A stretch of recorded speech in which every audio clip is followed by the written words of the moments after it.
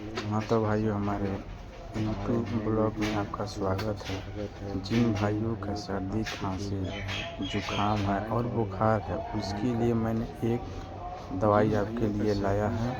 और ध्यान से देखिए और लाइक और सब्सक्राइब कीजिए और चैनल को आगे से आगे शेयर कीजिए ताकि आगे आदमी को भी सहूलियत हो जाए।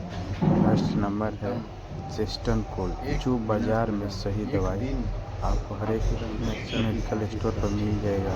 और दूसरा दवाई है वो फ्लोक्सासिल, जो हर एक मेडिकल पर मिल जाएगा और आप ले लीजिए।